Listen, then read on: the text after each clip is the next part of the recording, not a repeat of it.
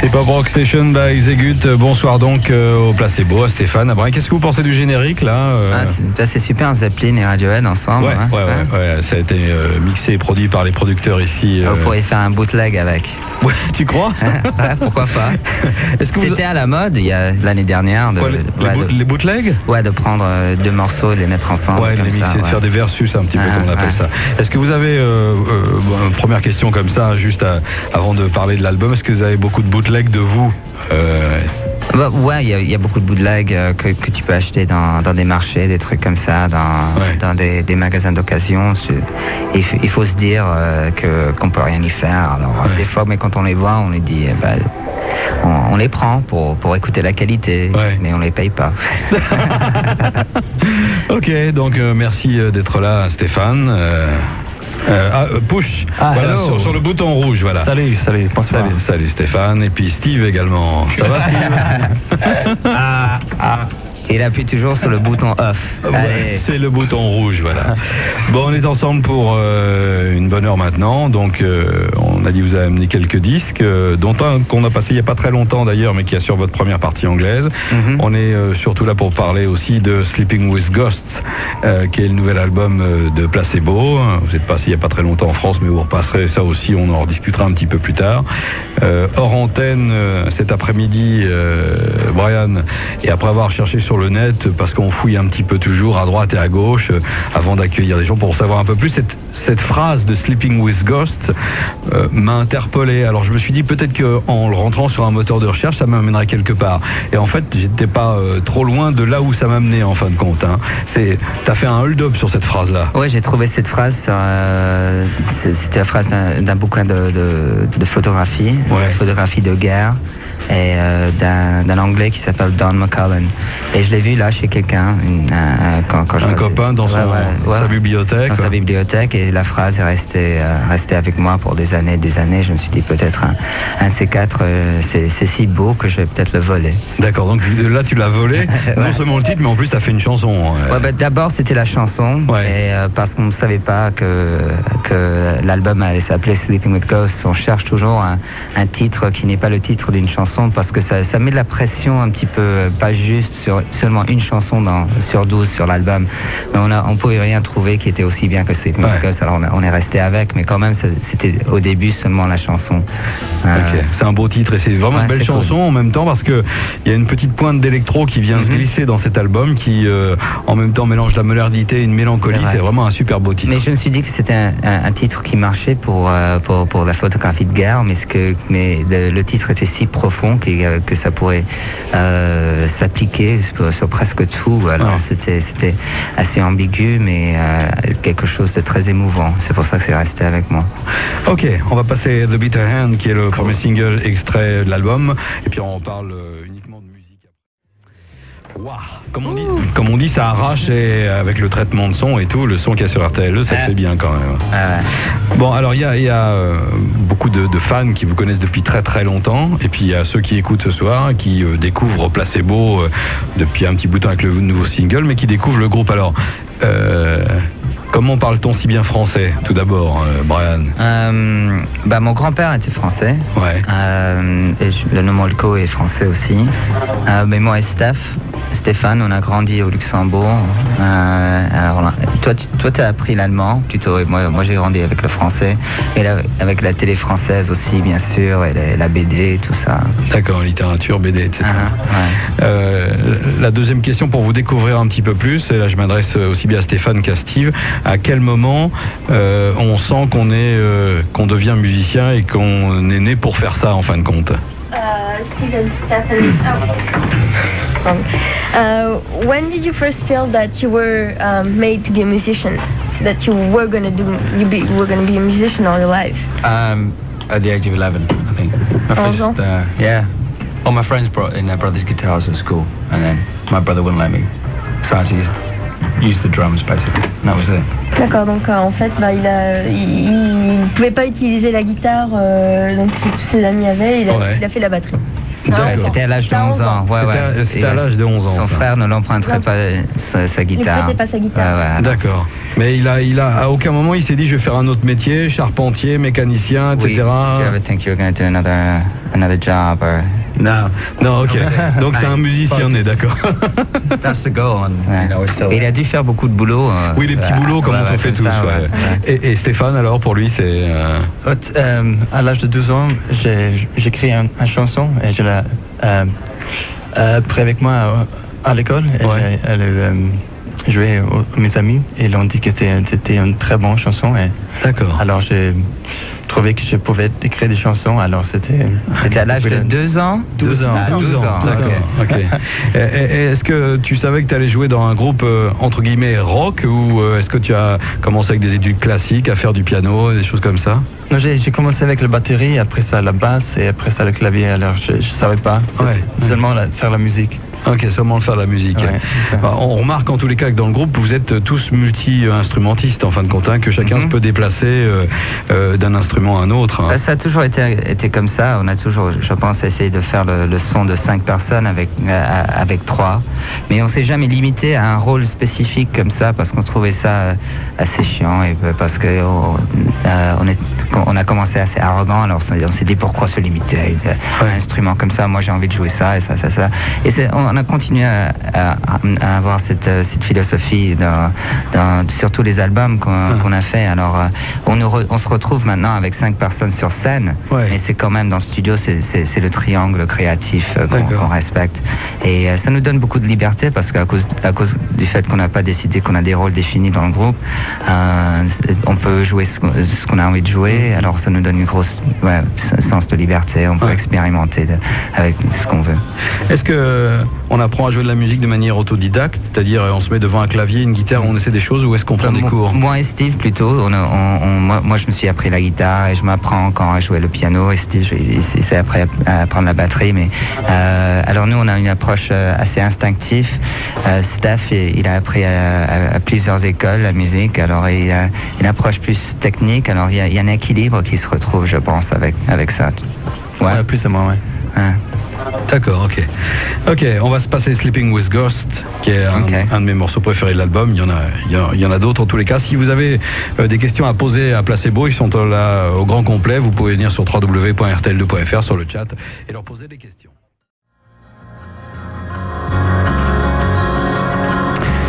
Voilà, c'est la première fois que tu l'écoutais à la radio, ça, ça m'étonne, Tu t'étonnes? Ouais. C'est un petit peu choqué, c'est un petit peu choqué, quoi. C'était très très beau. La composition, de la production, la production, derrière. Elle sort vraiment très très bien. Ok, on fait un petit break et puis justement on en reparle un petit peu de la genèse de ce morceau, de The Bitter Hand, où c'est né, comment c'est né, et on revient et puis on parlera de ton premier choix après, puisque tu es venu avec quelques CD. Cool. Pop Rock Station. Zégut avec ce soir Placebo, ne vous impatientez pas pour la pure merveille, l'acoustique de cet après-midi. Alors, reparlons de musique et uniquement de musique. On a passé The Bitter Hand. Bon, il y a eu un grand break entre vous, entre les deux albums, la fin de la tournée, la fin de la promo, un peu pour se ressourcer, etc. Qu'est-ce que vous avez fait, séparément pendant ce break? Est-ce que vous avez voyagé? Est-ce que certains sont allés à la pêche? What do we do during our break? Alors moi j'ai trouvé quelque part ma première vraie maison. Je l'ai achetée. Alors moi je suis retourné sur Terre avec une façon très domestique. Moi je suis redevenu le mec qui avait besoin d'acheter des meubles, acheter des plats et des couverts, des trucs comme ça. Alors c'était très... C'est où cette maison? À Londres. À Londres, c'est un appart, mais j'ai trouvé my home. D'accord. Quand on entre dedans, on se dit c'est là où je vais poser pour l'instant. Alors je m'occupais de ça. D'accord, tu as décoré toi. Steve, qu'est-ce que tu as fait pendant ce break alors? Just basically catching up with family, seeing my daughter and telling about the stories that Daddy's been up to, his world travels, things like that. Yeah, just catching up, spending time, and having a nice time together. Il se retrouvait en famille, passer du temps avec sa petite fille et lui raconter les histoires de la tournée. Je prends l'avion, j'atterris là, les gens parlent pas la même langue que nous, etc. Et Stéphane alors? La même chose, revoir la famille, des amis. Voyager un peu en Espagne et écrire un peu de musique. D'accord. Choses comme ça, dormir beaucoup. Ça fait du bien, parce que pendant les tournées on dort pas beaucoup. Non. Hein? Pas beaucoup, non. Pas beaucoup, entre les aéroports et les tourbus qui bougent pendant qu'on dort. T'as fait beaucoup de choses un peu hors de ça, t'as fait un peu de mix dans des boîtes aussi. J'ai fait le DJ un petit peu. Il y a une collaboration avec Trash Palace aussi, etc. Ouais, j'ai deux chansons sur l'album de Trash Palace, mais c'était pas vraiment du boulot, ça c'est des trucs que j'ai fait avec des potes, ça a pris 1 heure à faire. J'aurais pas fait si c'était vraiment du boulot, c'était du fun. Est-ce que dans le groupe, vous vous autorisiez en marge du groupe à faire des projets solo, à sortir un disque de Brian Molko, un disque de Steve ou un disque de Stéphane? We don't have any plans to do anything solo. On n'a pas vraiment, on se sent vraiment très très fort ensemble en tant qu'entité forte, en tant qu'entité rock. Mais ça nous dérange pas. On n'a pas de problème quand l'un de nous va bosser avec un pote,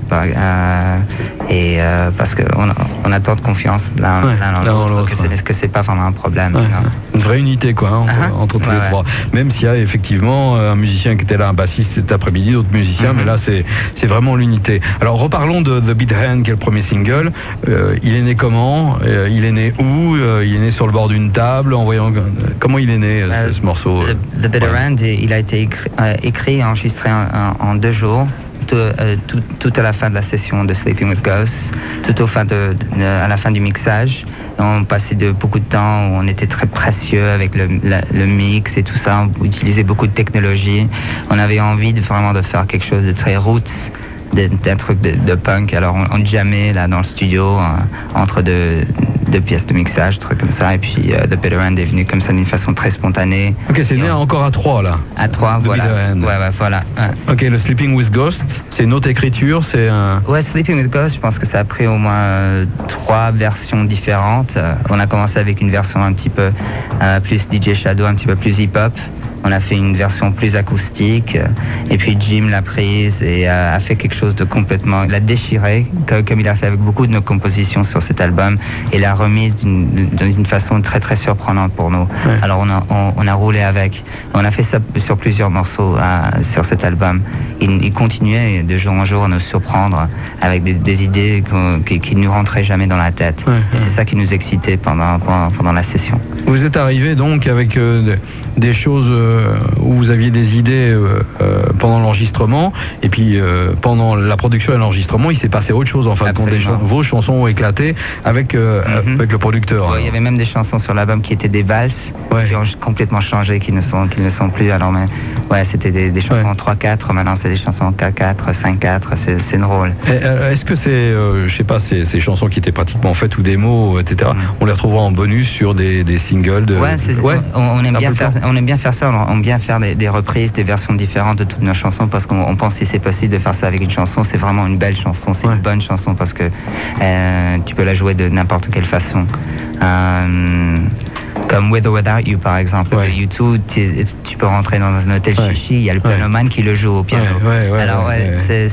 Et c'est de la recherche d'une chanson comme ça est très importante aussi, parce que c'est la chanson universelle un petit peu. Alors c'est pour ça qu'on fait les versions acoustiques d'une façon pas vraiment avec une guitare sèche, on l'a fait d'une façon cabaret. On s'imagine des fois, même dans le film. Voilà, là vous étiez dans le cabaret tout à l'heure. Exactement. Pour de belles versions. Alors, un de tes choix, chacun a amené un petit peu un CD, donc il y aura le choix de Stéphane et de Steve un petit peu plus tard. Là, tu vas sortir Janis Joplin. Alors, bien sûr, une de mes héroïnes, une influence immense, la musique de mon enfance. Et c'est un personnage, c'est super fort qui m'inspire, qui a cassé beaucoup de tabous, je pense, et qui était plus forte qu'un mec dans un monde de mecs des 60s. Alors, ça a été la chanteuse de rock, la première grande, avec une voix, et puis une voix immense. Un destin fatal, mais qui avait bougé quand même pas mal de choses. Et moi, je suis toujours attiré aux gens comme Billie Holiday ou Janis Joplin ou Polly Harvey, ou même Björk, qui ont des voix complètement uniques. Et je trouve que il y a personne qui... Il y en a qui essayent de lui ressembler. Ça ne pourra pas se faire. Je crois qu'il y avait un don, c'est tombé sur elle, et puis c'est difficilement reproduisible. On écoute Janis Joplin dans Pop Rock Station.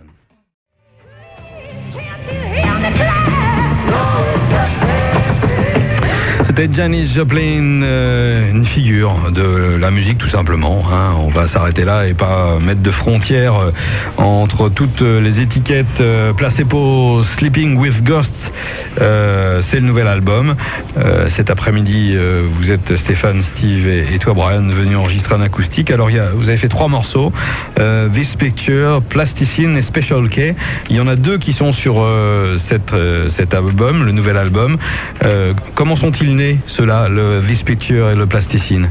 This Picture a commencé dans une forme assez proche à laquelle vous allez entendre maintenant. On a écrit en tournée pendant les soundchecks et c'était un morceau très R.E.M., un truc atmosphérique au piano, assez abstraite. Et puis pendant qu'on était dans le studio, on l'a reprise et on l'a fait d'une façon punk. Mais la version originale était comme proche de celle-ci, celle qu'on entend. D'accord. Et Plasticine, la musique, c'est Steph qui est venu au studio. Il a présenté dans la forme dans laquelle elle est sur l'album, presque, exactement comme ça. Et puis on a fait une version un petit peu cabaret de ça pour vous aujourd'hui. Tout le monde donc peut dans le groupe amener son idée, son titre, son texte éventuellement. Steve, c'est la même chose. Steve a commencé à écrire des chansons à la guitare. He started to write some stuff on guitar, so we're all open to anybody bringing in any stuff. On est tous ouverts. Ok. Il n'y a pas de... Il sourit en tous les cas. Nobody has a fixed sort of job in the band, really. All over the place. It's cool. Ok. Pour l'instant, ça revêt un caractère, un son qu'on connaît, mais il y a un petit peu déjà, un peu d'électro à la limite. Est-ce que l'évolution de Placebo plus tard sera plus sur quelque chose comme Gorillaz, par exemple, de Blur qui non? Je pense qu'il faudra toujours qu'on reste un groupe de rock organique d'une façon ou une autre. Ouais, mais avec le son, les idées et la technologie maintenant. C'est important. Je pense pas qu'on peut pas être une girafe, une Autriche artistique et mettre sa tête dans le sable et se dire que la technologie n'existe pas. Et pour faire un son moderne, un son de maintenant, il faut utiliser les outils de maintenant, on pense. Mais nous, quand on monte sur scène, c'est de faire du rock qui nous intéresse. On le sent bien quand vous êtes sur scène. On écoute beaucoup d'hip-hop et beaucoup d'électronique, mais quand même, je pense pas qu'on va dans le futur devenir Kraftwerk ou quelque chose comme ça, parce que on est assez obsédé avec garder un truc très humain avec ce qu'on fait. Basse, guitare, batterie au départ. Au départ, mais c'est pas complètement super nécessaire sur chaque chanson, mais quand même, c'est ce qu'on fait de mieux aussi. Alors il faut pas tourner son dos de ce qu'on est. C'est vrai que sur scène, ça assure Placebo. Bon, on se régale, c'était cet après-midi sur les coups de 17h en tous les cas. This Picture, Plasticine et Special K. Merci en tous les cas pour ça, parce que il y a le son, l'interprétation, ça a été une prise très pro, et puis ta voix quand même. Tu parlais de Janis Joplin, mais tu as aussi une voix où tu as un don qui est tombé dessus quelque part aussi. Merci. On écoute, on déguste.